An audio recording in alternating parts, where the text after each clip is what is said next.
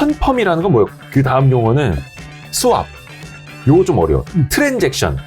죄다가 영어로 갖다 쓰네. 스테이킹은 뭐야, 스테이킹? 그게 펜딩이란 뜻이에요, 펜딩? 무슨 개념이에요? 여러분, 요게 기본 용어 편입니다. 아무튼 모르겠습니다만 잘 알겠습니다. 이게 뭐야? 개인이 만약에 스테이킹 잘못했다가 의도하지 않게 내가 뭔가 이 체인에 대해서 해를 끼치는 짓을 하는 경우가 생길 수 있어요. 그럼 그게 없어져 버리는 거예요? 네, 그냥 코인 없어지는 거예요.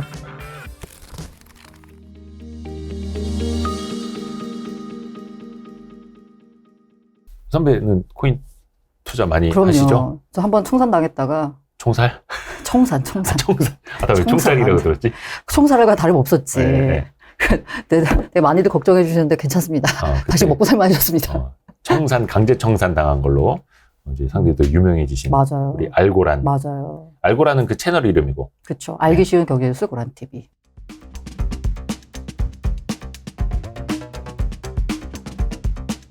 알고란의 이제 고란 기자. 네. 저한테는 이제 기자 선배여가지고 편하게 그냥 선배라고 이야기를 할게요. 저도 코인 투자를 하고 있어요. 지금 하고 있는 거예요? 네. 한번 제 수익률 보여드릴까요? 아니 그게 아니라 제 보세요, 선배. 비트코인 수익률 보세요, 여기 468%. 오, 위믹스도 들고 있네? 네. 장가도 들고 있고. 장난 아니죠, 수익률. 그쵸. 비트코인 투자, 근데 이게 뭐야. 양이 너무 적잖아. 이게 뭐야. 수익률 468%, 평가손익 4,897원. 보통 이 4,897원쯤 나오는 평가손익은 이렇게 옮기다가 우술이 남은 거 그건데. 예전에 2017년에 한번 스타디 하려고 한 2,300만 원 샀다가 그때 손절을 했었어요. 그리고 나서 한 1,000원이 남아 있었나 봐. 맞아. 그 지금 1,000원이 지금 한 5,000원, 6,000원 된 거예요. 그렇죠. 평가금액 5,900원. 야, 일단 뭐 변동성은 장난 아니더라고. 근데 난 놓고 기억자도 모르면서 벌써 이제 뭔가를 하려 해가지고 기초부터 일단은 용어부터 몇 개 선배 여쭤볼게요. 네. 블록체인이라는 거 원체 이제 유명하니까 블록체인은 그냥 블록이 체인으로 연결돼 있다. 그게 이제 너의 컴퓨터, 나의 컴퓨터, 저 사람의 컴퓨터, 어디 컴퓨터에 서로 같이 이제 네트워크에 연결되어 있다고 보면 되는 거죠. 뭐지? 분산 원장이라는 표현을 쓰기도 하는데 원장이 나눠져 있다. 어디 뭐 중앙 정부나 있는 게 아니라 중앙은행이나 이게 없는 맞아요. 그런 개념이라고 생각을 하면 될 테고 그 월렛이라고 표현을 하는 거는 이제 지갑이잖아요, 지갑. 그냥 계좌번호라고 생각하면 돼요. 계좌. 계좌. 자기 계좌라고 생각을 하면 되는 거예요, 월렛은. 요거 좀 어려워. 트랜잭션. 뭐 트랜잭션이 일어나야 된다. 트랜잭션 하는데 시간이 오래 걸린다고 이런 표현 하잖아요. 뭐예요? 우리나라 말로? 거래, 이체 뭐 이런 거잖아요. 거래, 이체 이런 거잖아. 그냥 이체하는 거예요, 이체. 근데 그걸 왜 트랜잭션이라고 표현해요? 그냥 이체라고 그러면 되지. 이게 코인이 출발이 외국이다 보니까 대부분의 용어가 다 영어로 돼 있고 그리고 약간 이 감이 이체라고 하는 것보다 트랜잭션 해야지 뭔가 약간 블록체인스러운 약간 그런 느낌이라서 있어 보여. 그냥 있어 보여 그냥 다 그렇게 쓰는 건데 근데 사실 본질적으로 보자면 이제 이체랑 똑같은 거고 왜 트랜잭션이라는 말을 쓰라면 트랜잭션에 따라서 여러 가지 아까 여기 보면 뭐 트랜잭션 아이디가 있고 뭐 원장이 있고 뭐 이런데 예를 들면 이더리움 기반이다 그러면 이더스캔이라는 사이트가 있어요. 이더스캔.io인가 커민가 이거 봤는데 거기 들어가면은 그 트랜잭션 그 번호 있잖아요. 아이디가 있으면은 지금 어떤 코인이 어떤 지갑에서 어떤 지갑으로 움직였는지가 다 나와요. 그 일련의 행위들이. 네, 맞아요. 그래서 이게 이제 투명하다는 거고 누구나 다 볼 수 있다는 거고. 지금 그러면은 뭐 이더리움을 가지고 고란 기자가 이대호 기자한테 얼마를 보냈다라는 게 이제 나와요. 있는. 근데 이제 다만 여기서 그 블록체인의 익명성이라고 얘기하는 게 정확히 말하면 이제 가명성이 되는 거거든요. 그게 뭐냐면 지갑 주소는 나오는데 이 지갑이 내 건지는 모르지. 대호 씨 건지는 모르지. 그러니까 1, 2, 3, 4번이 5, 6, 7, 8한테 보냈다 이런 식으로. 맞아요. 그쵸. 임명화되어죠, 당연히. 마이닝. 이거는 마이닝. 채굴이죠, 채굴. 예. 채굴. 채굴이잖아요, 채굴. 네네네. 그래서 이게 이제 두 번의 이제 화랑기가 있었는데 지금 이제 2차고 1차가 2017, 18년에 있었잖아요. 네네네. 17년에 중국이 9월 달인가 ICO까지 이제 금지를 하면서 약간 굉장히 차단에 나섰어요. 너무 약간 투기 바람이 막 불어가고 그랬거든요. 지금도 완전히 다 금지하고 있고, 뭐, 허용한 적이 없었는데 아무튼 얼마나 그 강도를 좀 조이느냐, 좀 느슨하게 하느냐인데 2017년에 제가 들은 얘기인데 심지어 이런 일까지 있었다고 하더라고요. 채굴이라고 했잖아. 그래가지고 사기꾼들이 너무 많아가지고 네. 중국에는 저기 시골에 가가지고 네. 채굴한다면서 포크레인 갖다 놓고 채굴한다고 코인 사라고 그런 일까지 있었다고. 거기서 코인 나온다고? 땅 파면 코인 나온다고? 반장. 그런 일까지 있었대요. 마이닝이 이제 채굴인데 요거는 제 뒷부분에 한번 여쭤볼게요. 왜냐면 이게 채굴이 필요한 코인이 있고 채굴이 필요하지 않은 코인이 있는 것 같았고 그 뒷부분에 여쭤볼게요. 컨펌이라는 건 뭐예요? 컨펌, 뭘 확인한다라는 뜻인데 이게 죄다가 영어로 갖다 쓰네요. 트랜잭션이 일어난 다음에 네. 확인 절차가 예를 들어서 이더리움 같은 경우에는 12번, 리플은 뭐 6번, 비트코인 6번 뭐 이렇게 있어요. 뭐 그리고 뭐 알고랜드는 120번 뭐 이런 게 여러 가지 있는데 그게 이제 확인한 작업을 거쳐서 그 컨펌 작업이 완료가 돼야지 그 거래가 끝난 거예요. 그 컨펌 누가 해줘요?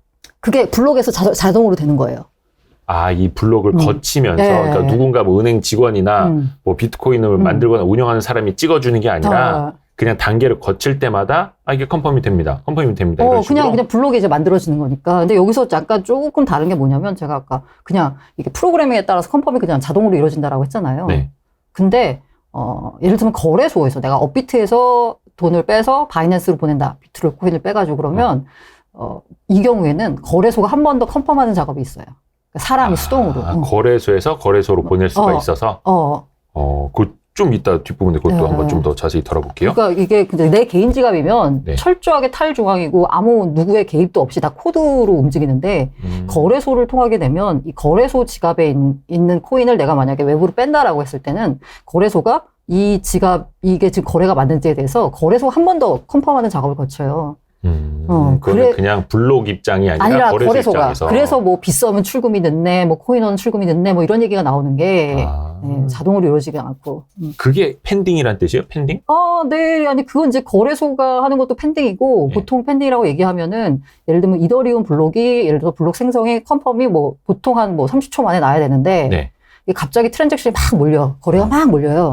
그러면 이게 순서대로 다 처리를 해야 되잖아요. 그러니까 내 순서가 뒤로 밀리는 거야. 대기 시간? 대기 시간. 그래서 이게 대기 시간이 길어져요. 그럼 내가 이 대기 시간을 땡기려면 어떻게 해야 돼? 어떻게 해야 돼요? 수수료를 많이 주면 돼요. 그래요? 수수료를 많이 주면, 이거 가스라고 하거든요, 수수료를. 가스비를 많이 쓰면 내 순서가 이렇게 앞으로 딱, 이렇게 와요. 그게 공정한 거래예요? 공정하지. 가스비를 많이 쓰는 사람한테 많이 해주는 거니까. 그렇지, 뭐, 하기사 저게 에버랜드도 무슨 티켓 사면 더 먼저 가서 설 수 있고 뭐 이런 거 있던데. 그래서 이게 자본주의. 이게 거래소에서 보낼 때는 거래소가 책정한 그 수수료가 있어요. 그거를 그냥 일정액을 받아. 그래서 만약에 이게 좀 수수료가 올라갔다 싶으면 거래소가 수수료를 올려요. 그리고 약간, 지금 뭐 트랜잭션이 없어가지고 수수료가 좀 내려갔다, 전반적으로. 그러면 이제 수수료를 내리고. 근데 이거 말고 제가 말하는 건 개인 지갑 같은 경우에는 철저하게 코드에 따라서 그 환경에 따라서 이제 수수료가 책정이 되는데, 예를 들면은 이제 내가 딱 보낼 때, 제일 많이 쓰는 지갑이 이제 메타마스크라고 있어요. 메타마스크? 메타마스크라는 지갑이 있는데, 그걸 이렇게 딱 누르잖아요. 그러면 선택할 수 있어. 느리게 할래? 패스트 할래? 뭐 할래? 이렇게 선택할 수가 있어. 수수료가 차이가 있는 거예요? 그래서 이게 거래를 빨리 해야 되는, 예를 들면 이제 선착순 판매 같은 거 있잖아요.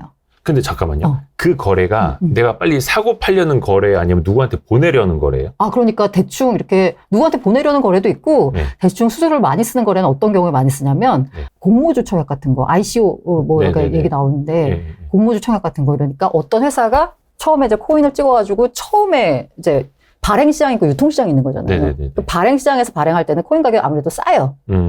그러면 요거 싸는 걸, 자, 우리 앞으로 이제 12시부터 지금 코인을 100만 개를 팔게요. 와서 빨리 사가세요. 이러면은 그 개당 가격은 보통 이렇게 이제 이더리움으로 많이 하거든요. 왜냐면 ERC20이라는 그 이더리움 기반 토큰으로 많이 발행을 하기 때문에. 그래서 예를 들어서. 좀 이따 여쭤볼게요. 예를 들어서 뭐 1이더에 뭐 10개입니다. 라고 하잖아요. 그럼 이제 그거를 만약에 사게 되면 약간 너무 뻔한 게 이게 유통시장에 오면 되게 비싸질 거란 말이야. 그럼 이거 빨리 사고 싶잖아요.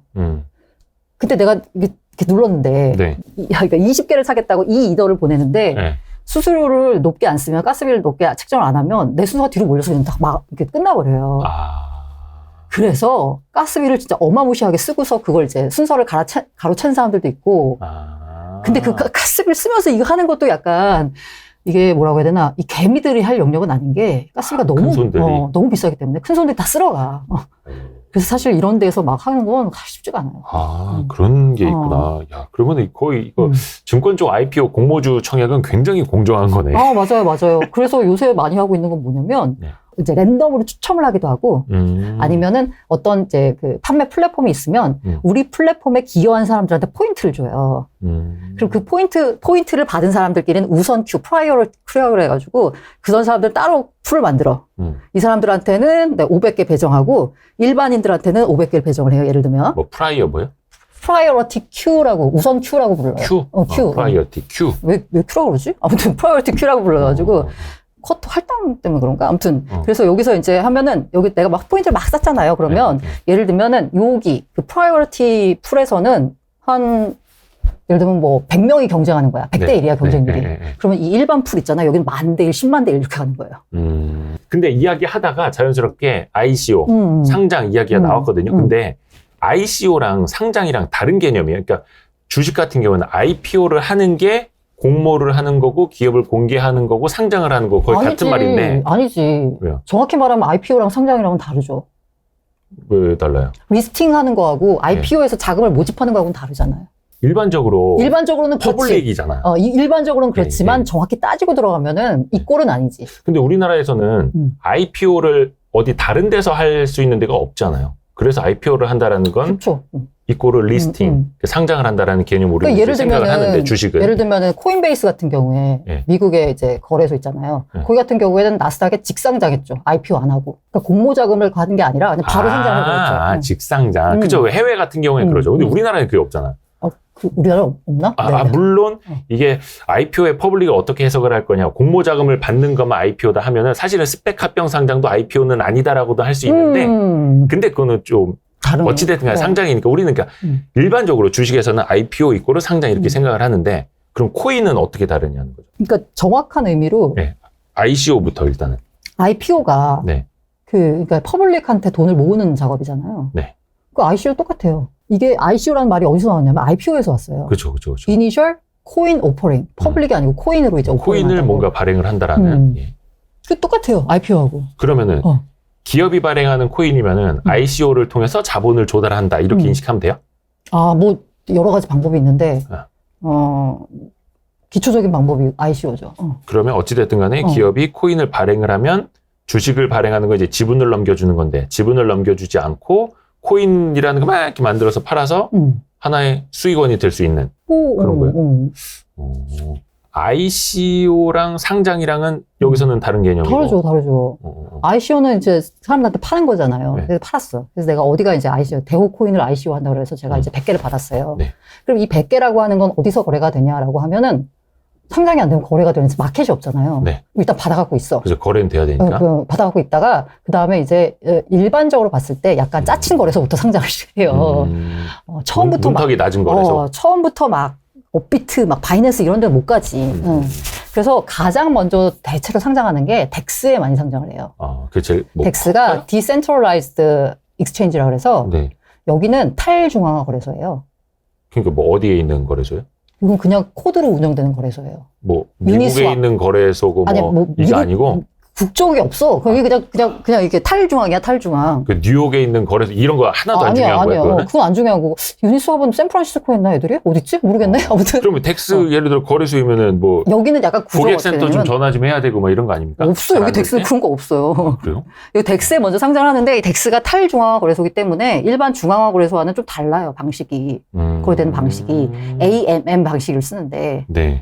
어려우니까. 그리고 그 구조를 말씀드리자면 예를 들면은 이 코인이 우리가 얘가 생각하기에 나는 이 핸드폰 코인이 12더 너무 많다. 한 0.01이더에 해당하는 것 같아. 이게 100개가 있어야지 1이더야.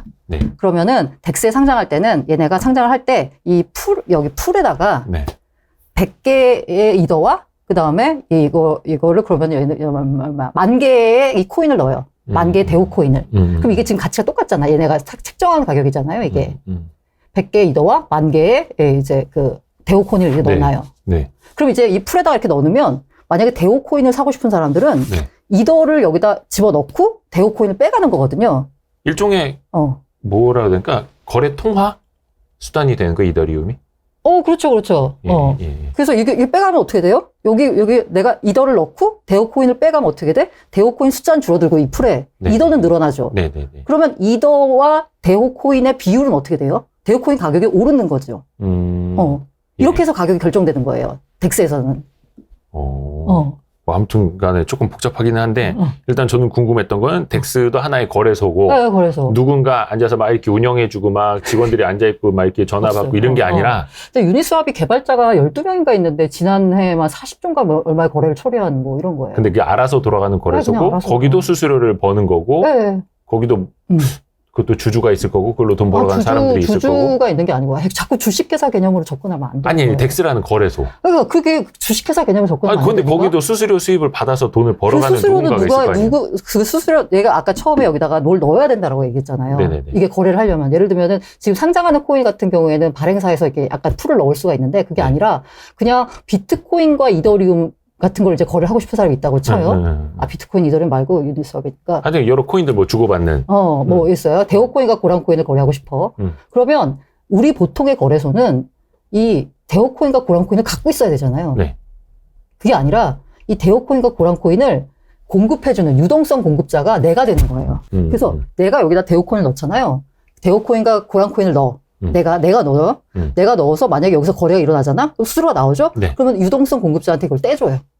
제3자 그 거래소가 그걸 다 역할을 해주고 당신네도 우리 거래소에서 거래를 했으니 수수료 우리한테 주십시오. 이게 아니라 이게 디파이랑 또 연결되는 거죠.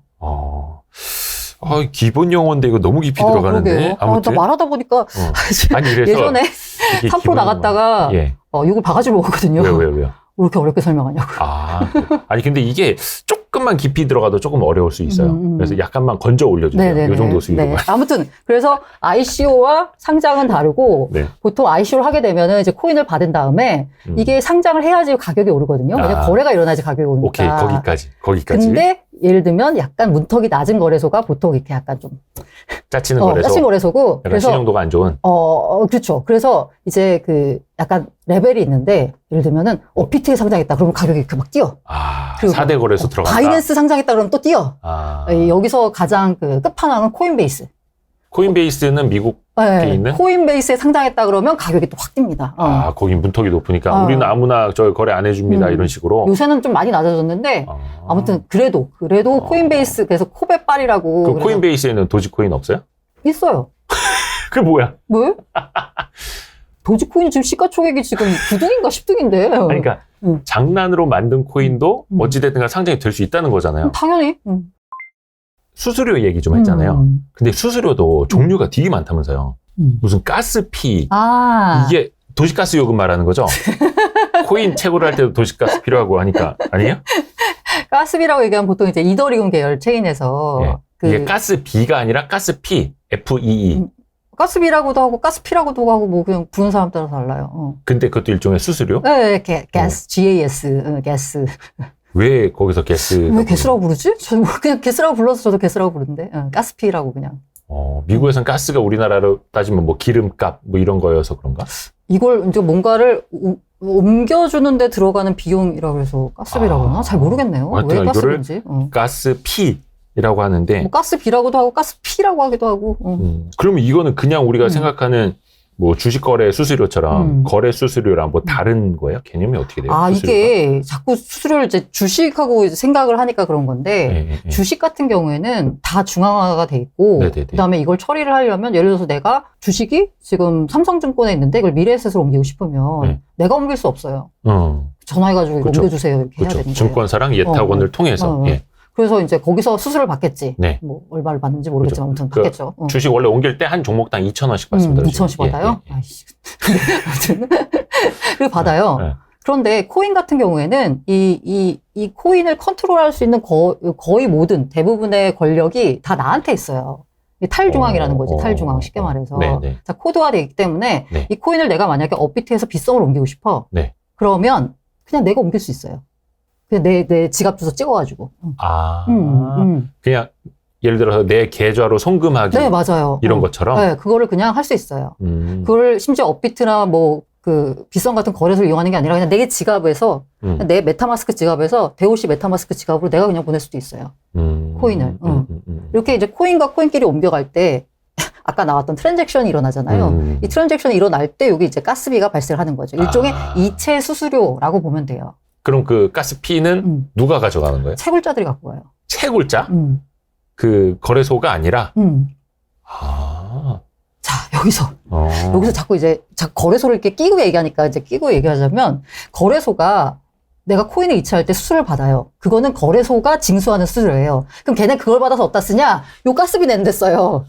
아, 그러니까 거래소가 가져가서 그 중에 일부를 가스피로 주는. 이거를 거래소가 많이 받아도 안 되고 적게 받아도 안 돼요. 그 중간에 좀 약간 그냥 마진 떼먹을 거 아니에요? 안 떼먹어요? 그 마진을 안 떼먹는 게 제일 좋아. 그렇겠죠. 이용자 입장에서는. 맞아. 그렇다고 모자르잖아요. 네. 그러면 이 모자란 코인을 자기네 걸로 메꿔야 돼. 코인을 자기네 코인으로. 들받으면. 근데 자기네 코인으로 메꿀 수가 없어요, 지금. 왜? 너무 거래가 법인은 크니까. 코인을 못 사. 그 거래소는. 그래서 처음에 거래소가 세팅할 때 그때 얘기를 들어보니까 그 임직원들이 개인 명의로 가가지고 코인 샀다고 그러더라고요. 그래서 법인 계정에 넣고 이러면서 그게 약간 이제 또 나중에 이제 뭐 세법상 문제가 되고 뭐 이래가지고 여러 가지 문제가 빚어졌는데 근본적인 원인은 법인은 코인을 못 사기 때문에 그런 일이 벌어져서 그걸 되게 잘 조정을 해야 돼요. 그래서 우리가 이제 코인을 이체할 때 거래소에서 뭐 비트코인을 뺄 때, 이더리움 뺄 때 0.01 이더를 뭐 징구한다라고 하면은 그거는 아까 말한 그 가스비로 지불하는 거예요. 근데 그거를 거래소가 대신 지불하는 셈인 거죠. 근데 그거를 채굴자들이 받아간다는 뜻은 이거를 이제 뭐 비트코인을 만든 무슨 뭐 사토신가 머시기가 가져가는 것도 아니고 이 비트코인을 예를 들어서 홍길동이가 채굴을 했어. 근데 홍길동이가 채굴한 그 코인을 내가 이렇게 거래를 했어. 그럼 그 코인을 거래한 그거에 대해서는 홍길동한테 수수료를 주는 거야? 아니, 그게 아니라 이제 블록체인이잖아요. 네. 체인이 이렇게 계속 연결이 돼야 돼요. 네네네. 말이 체인이 연결이지 이게 보면 컴퓨팅 파워가 계속 들어가는 거거든요. 그게 이제 해시 파워라고 이제 표현을 하는데 얼마나 많은 연산 능력에서 이 체인을 이어주느냐가 되게 중요해요. 그러면 우리가 아까 마이닝이라는 표현을 썼는데 마이닝 하면은 많이들 보셨겠지만 막 그 기판 같은 게 쫙 있고 막 이러잖아 컴퓨터들이. 그 계속 돌아가면서 연산을 하는 거예요. 그 GPU 같은 거 쫙 깔아놓고 연산시켜가지고 그 안에 뭐 수학적 문제를 풀어가지고 코인을 이제 하나씩 얻으려고 하는. 그래서 이렇게 이게 체인을 연결시켜주는 데는 이 채굴자들이 있어야지 체인을 연결시켜줘요. 그럼 이 채굴자들은 뭐 먹고 살아요? 근데 처음에 뭐 비트코인 같은 걸 채굴을 하면 이거 자기네가 팔아갖고 아니 그러니까 이걸 이제 블럭을 만들면서 보상으로 이제 나오는 거고 그쵸, 여기에 그러니까 더해서 블럭을 만드는 대가로 받는 게 비트코인이고 그거고 이거 전송을 할 때도 이게 체인 기록을 해줘야 되잖아요. 그 블럭 안에다가 기록을 넣어줘야 되잖아. 그 역할을 채굴자들이 하면서 그 가스비를 이제 그 비트코인 채굴자들이 먹는 거죠. 그 대가로. 근데 이더리움도 마찬가지고요. 거래가 발생을 하면서 그 블록에다가 뭔가 이제 새겨지는 느낌으로 기록이 되는 느낌으로. 근데 그거는 채굴자들이 기록해줘야지 하고 하는 게 아니라 그냥 한번 블록이 만들어지고 거래가 일어나면 계속해서 여기에 그냥 기록이 남는 그런 거죠. 그러면 채굴자들은 그냥 처음에 채굴한 그 일밖에 안 하는 거잖아요. 그 뒤에는 할 거 없는 거잖아요. 아니 이체가 일어날 때마다 고기를 이제 해줘야 되니까 블록에다 새겨줘야 되니까 체인을 이어줘야 되는 역할을 하는 건 채굴자들이기 때문에 그건 자동으로? 자동으로. 뭐 예를 들어서 자다가 일어났는데 저 고란 씨가 저기 비트코인 누구한테 송금한다고 기록해줘야지 이거 아니고.